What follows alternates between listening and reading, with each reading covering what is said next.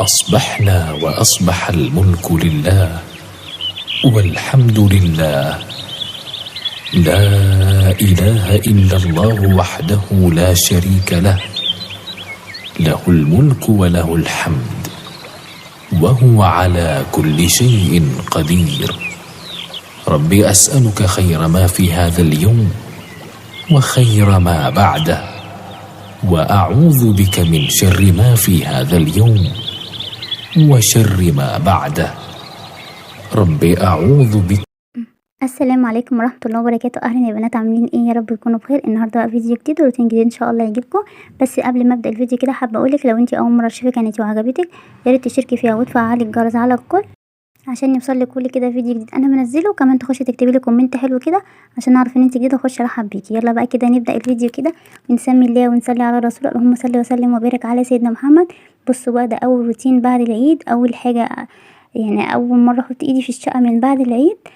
طبعا بقى كنا مروقين بقى الشقه على العيد ومنضفين كل حاجه وغاسلين السجاد وفرشين، وكانت الدنيا بقى نضيفه كده حوالينا.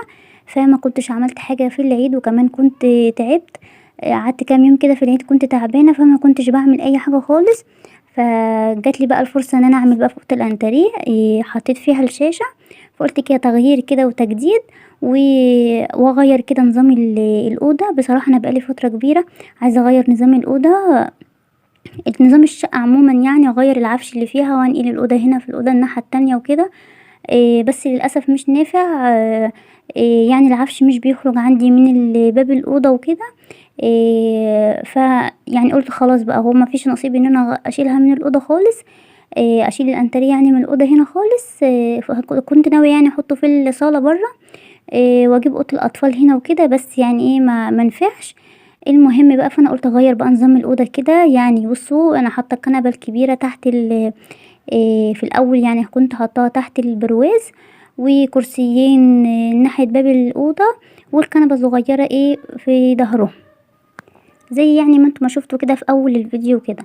فحبيت ان انا اغير نظام الاوضه، وبما اننا بقى حطينا فيها الشاشه وكده، فعايزه اغير نظامها وان احنا نقعد فيها يعني وكده. هي الاوضه دي في الشقه التانية. انا عندي شقتين يعني مفتوحين على بعض، فدي في الشقه التانية. فهنا جواها حلو قوي في الصيف، جواها حلو جدا غير الشقه اللي هناك. فقلت بقى اعمل فيها تغيير كده وتجديد، ونقعد ناكل فيها ونغير يعني جو فيها وكده. بصوا، هو في الاول منظر انا حبيت ان انا اغير كده، احط الكرسي ده هناك اللي انتوا شايفينه ده، بس منفعش بقى ان انا احطه هناك وكده. قلت بقى العيال هيتشعلقوا عليه بقى ويطلعوا يبصوا كده من البرج. رجعته تاني مكانه تحت الشاشه، وحطيت بقى الترابيزه كده على جنب. بصراحه انا كنت عايزه احطها في الاول كده على جنب واسيبها، بس قلت اما اشوف يعني المنظر كده في الاخر عامل ازاي. المهم بقى ان انا كنست، وطبعا كنست تحت الكنب وكده. هي الاوضه والله كانت نظيفه من ساعه ما عملتها ساعه العيد، ما فيهاش اي حاجه، يعني مطلعه بس تراب خفيف بسبب الهيلتي وكده، لما كان بيخرم في الحيطه عشان يركب الشاشه يعني وكده. فبس كان تراب بس كده هو اللي كان واقع خفيف يعني خالص.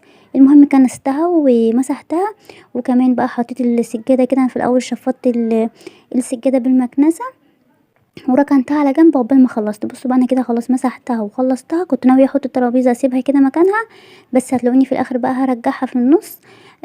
يعني ضيوف دخل ولا حاجه، يعني لو حبيت اقدم حاجه وكده تبقى الحاجه محطوطه على الترابيزه في النص، بس لما نيجي احنا نقعد فيها وناكل فيها وكده هتاخد الترابيزه تاني مكانها تحت الشاشه. بصوا بقى، الستاره طبعا ما كنتش مركباها. كنت غسلاها يعني من فترة كبيرة ومش مركباها، لان ما كانش في حد بيقعد في الأوضة، فما كنتش مركباها وكده. فركبتها بقى الستارة اللي هي الخفيفة الشيفون من تحت، وكمان الستاير اللي هي التقيلة من فوق. حسيت ان شكل الأوضة اتغير كده، بقالي فترة ما شفتهاش كده بالستاير، ونظام الأوضة نفسه اتغير كده. بصراحة فرحت بيه. وحطيت كمان اللي هي علبة المناديل والحامل بتاع الريموتات وكده، سبتهم كده بقى على الشاشة عشان لما نيجي نحب بقى نتفرج كده. بصراحة قعدت فيها اليوم بقى اللي انا عملتها فيها وكده، عقبال بقى ما خلصت وكده كان بالليل. قعدنا بقى فيها بالليل بجد طراوة حلوة قوي غير الشقة التانية، لان الشقة دي يعتبر على البحري وكده، ففيها هوا عن الشقة اللي هناك. فحبيت حتى ساجدة بتقولي حلوة قوي الشقة ديت، يعني كمان ان هي مش بنيجي هنا خالص. فبتقولي حلوة قوي ماما الشقة دي مش زي الشقة اللي هناك.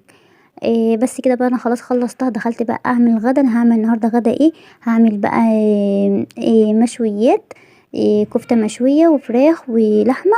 انا متبلاهم والله بقالي حوالي يجي 3 ايام، بس زي ما قلت لكم ان انا تعبت وما عملتش حاجه وقلت كده كده كل ما هيكون في التتبيله تقعد اطول يعني بتبقى احلى. فسبتها بقى. فجينا يوم قضيناها كده اي حاجه، ويوم كنت تعبانه برضو جبنا برضو اكل من بره، فما عملتهاش.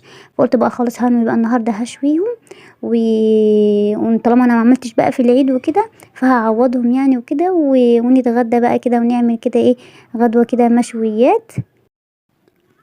بس بقى فانا قلت اول حاجه كده هبدا بالسلطه. انا طلعت بقى ايه، شغلنا بقى على الفحم.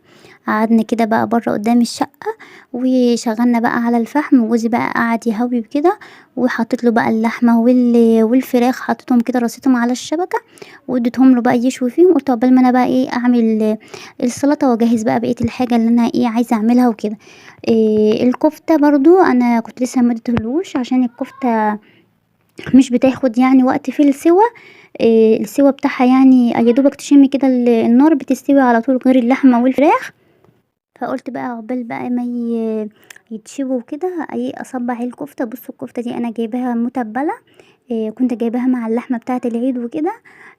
هو الكيلو منها عامل 140، انا كنت جايبه نص كيلو عامل 70 جنيه. هي متبله وكل حاجه. بصراحه طلعت طعمها تحفه قوي، ما كنتش متخيله ان يطلع طعمها حلو قوي كده. جربت يعني كفتة متبلة كتير من كذا حد. لا ما طلعش نفس الطعم بجد. عجبتني وعجبت جوزي جدا. المهم يعني هي متبلة ومحطوط عليها البهارات بتاعتها وكل حاجة. انت بس حطي لها حبة ملح وسنة شطة كده لو انت عايزة شطة كده ولا حاجة ليها تطعمها بس. وهي فيها كل حاجة. حطيت بقى كده حبة الملح كده وقلبتهم. وجبت بقى السياخ وهبدأ بقى كده اصبع الكفتة على السياخ. بس للاسف بعد ما عملت الحركه ديت وصبعتهم على السياخ، معرفش ايه السبب ان خلاتها فكت. يعني فكت خالص من السيخ نفسه، مش عارفه ليه. مع ان انا عاملاها يعني مش اللي هي رقيقه ولا حاجه، لا انا عاملاها يعني سمكها حلو شويه، تخينه شويه. فبعد ما عملتها وكده لقيت الكفته فكت فصبعتها. كنا بقى خلصنا الفراخ واللحمه، فصبعتها كده وحطيتها على الشبكه كده من فوق واستوت وادت لون حلو جدا وطعمها تحفة. كفاية بس ان هي كده على الفحم يعني. يعني جوزي قال لي طب قضيها كده وخلاص واعملي الكفتة في الفرن زي ما بتعمليها، وانا على طول بعملها في الفرن. بجيبها متبلة وبعملها في الفرن.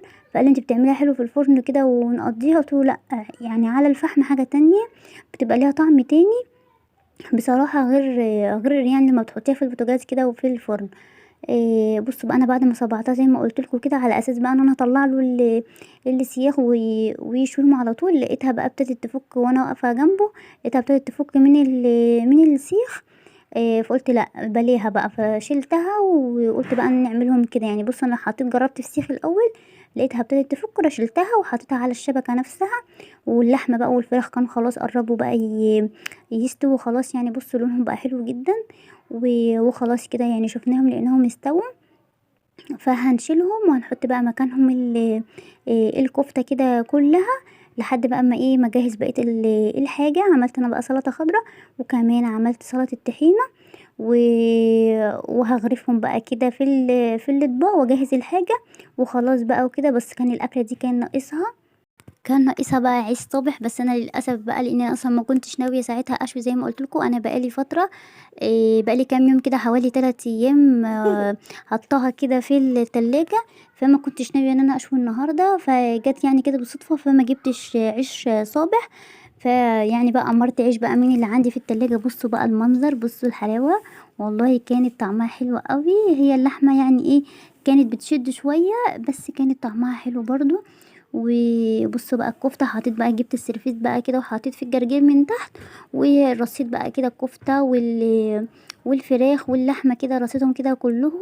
وحطيت بقى السلطه خضراء. ما حبيتش ان انا اعمل مكرونه ولا رز بسمتي ولا اي حاجه، لا حبيت ان احنا ناكل كده الاكله ديت كده مع شويه سلطه خضراء مع سلطه الطحينه، وكانت اكله جميله قوي.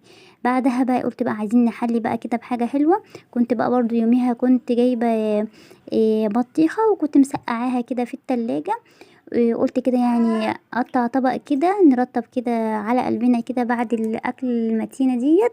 وجبت بقى طبق كده وابتديت ان انا اقطعه مكعبات ونحلي يعني بيه وكده. بصوا بقى، ده كان الفيديو بتاع النهارده، يا رب يكون عجبكم. وكل سنه وانتم طيبين، وان شاء الله بقى استنوني في فيديو جديد. مع السلامه.